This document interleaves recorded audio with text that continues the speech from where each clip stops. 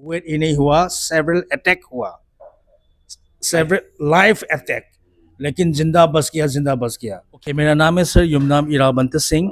मैं बिरला एम्पोरियम इरा फाइनेंस का जो ओनर कम डायरेक्टर हूँ। ये एक कंप्लेन नहीं है, ये एक रिक्वेस्ट है जो मैं वेस्ट बंगाल तक पहुँच के जो इम्फाल मणिपुर में भरोसा रख के मैं 7.5 ईयर्स तक मैं वेट करके रहा हूँ, लेकिन अभी तक कोई भी इन्वेस्टिगेशन में ना टेररिस्ट लोगों को पकड़ा, ना टेररिस्ट लोगों से मेरा पैसा वापस करके डिलीवर किया।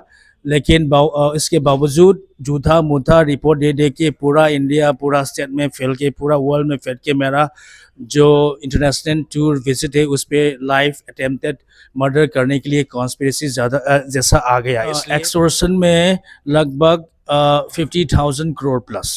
कब की घटना है ये? ये 2018 को हुआ। किसने लिया था?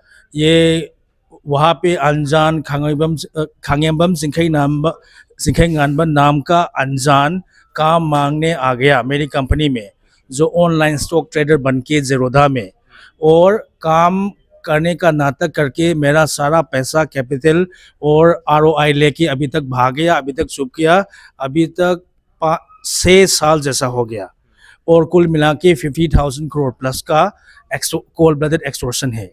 और दूसरा केस ये है कि मेरी ऑफिस में balance sheet, annual audit report ना प्रोड्यूस होने से लगभग 1 बिलियन, मोर देन 100 करोड़ जैसा वो लोग लूट कर रहा है।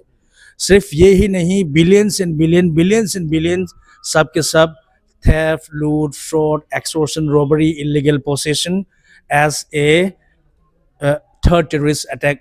ये कंपनी कहाँ पे और कितने एम्प्लॉय काम करते हैं आपके अंदर में? इस कंपनी इम्फाल में है। इस कंपनी इम्फाल से शुरू हुआ है, मणिपुर से। उसके बाद उसका ब्रांच आया था कोलकाता की Lenin Sarani, West Bengal branch at Kolkata, Karnataka branch at Bangalore, Assam branch at Guwahati, Meghalaya branch at Shillong, Arunachal branch at Itanagar, Mizoram branch at Aizawl, Nagaland branch at Kohima. और इस टेररिस्ट अटैक की वजह से सारा का सारा ब्रांच जो है वो डाउन साइजिंग करना पड़ा। अच्छा, ये बताइए, आपने मणिपुर में तो कंप्लेन किया होगा इसको लेकर? मणिपुर में मैं 7-8 साल से कंप्लेन किया हूँ, पुलिस डिपार्टमेंट में, ह्यूमन राइट में, कोर्ट में, सब कुछ, और सिविल ऑर्गेनाइजेशन में, सब कुछ। 8 साल 7 साल में अभी तक आपको? रिजल्ट कुछ नहीं मिला। रिजल्ट ये मिला कि मेरा कंपनी का पैसा, ज़मीन जायदाद जानने के बाद, और दिन ब दिन लाइफ थ्रेट आना शुरू किया, लाइव अटैक आना शुरू हो गया। मणिपुर में भी सिचुएशन कैसे है, इस कंडीशन आप? मणिपुर में अभी सब कम्युनिटी लूट के नाम पे चोर या फिर फ्रॉड बना के रखा है। ऐसा लगता है कि वेस्ट बंगाल में भी ऐसा रिमर आया होगा, लेकिन वो सब झूठ है। जो उन लोगों का जो मणिपुर के इन्वेस्टमेंट है 20 रुपीज़ जैसा, जो मैंने मेरा बैलेंस शीट बताया था ना, इस मणिपुर से आया हुआ इन्वेस्टमेंट सिर्फ 20 रुपीज़ जैसा है। मेरा एसेट में आपकी प्रेस में मैंने बोला था, एक बार देखिए, वहीं पे मेरा करोड़ों का नुकसान हुआ है।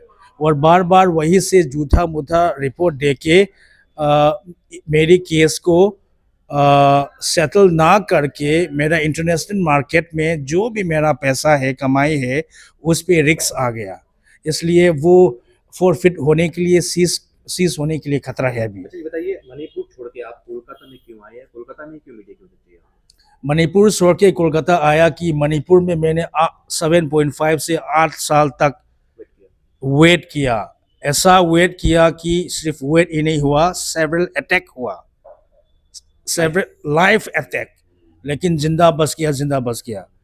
उसके बाद मैं कोलकाता पहुंच गया। कोलकाता से की देशवासियों से मैंने रिक्वेस्ट किया गवर्नमेंट के साथ।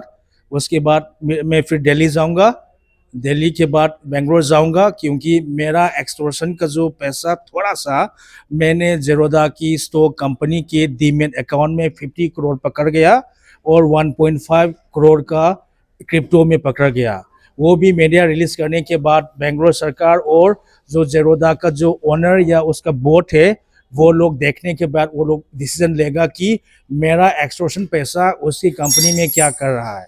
आप बेंगलोर गवर्नमेंट से कुछ उम्मीद लगा के रखे थे? बंगाल गवर्नमेंट से मैं बहुत उम्मीद रखता हूँ क्योंकि बंगाल में भी मेरा ब्रांच था और ये भी मैं सारा बंगाल वासियों को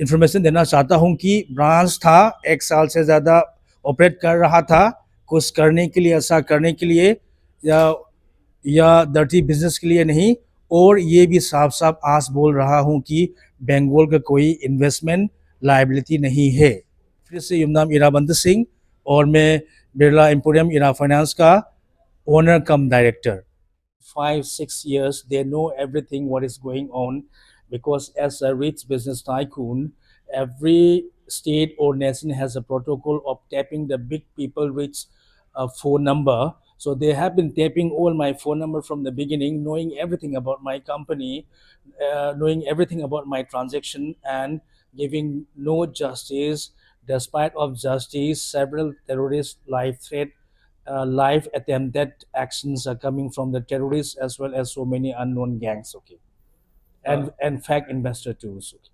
अभी मैं ये चाहता हूँ कि सच्चाई सबके सामने आने के बाद as a media mass communication के लिए जर्नलिज्म की इथिक्स के लिए आपके सामने बोला हुआ चीज़ को मैं खुद का पेपर रख के जा रहा हूँ जो कोई भी कोलकाता वेस्ट बंगाल का कंसर्न अथॉरिटी है थर्ड टेररिस्ट अटैक के सिलसिले में कॉम्बैट करने के लिए तो इस पेपर को दीजिए और इस कहानी को जो दुनिया भर से छुप के रखा फेक रिपोर्ट दे दे के मणिपुर सरकार ने इसको आप दुनिया भर फ्लैक्स कीजिए क्योंकि मुझे इंसाफ मिले और ये इंसाफ एक आम आदमी के इंसाफ नहीं जो एक बिलियनियर ट्रिलियनियर के इंसाफ हूँ जो हज़ारों हज़ारों लोगों को काम देता हूँ पहली कंपनी में मैंने 400 जैसा एम्प्लॉयमेंट काम किया लेकिन काम दिया लेकिन एक भी रुपया नहीं मेरी कंपनी के लिए कमा के कम्युनल टेररिज्म में सारा ज़मीन सारा पैसा सब लूट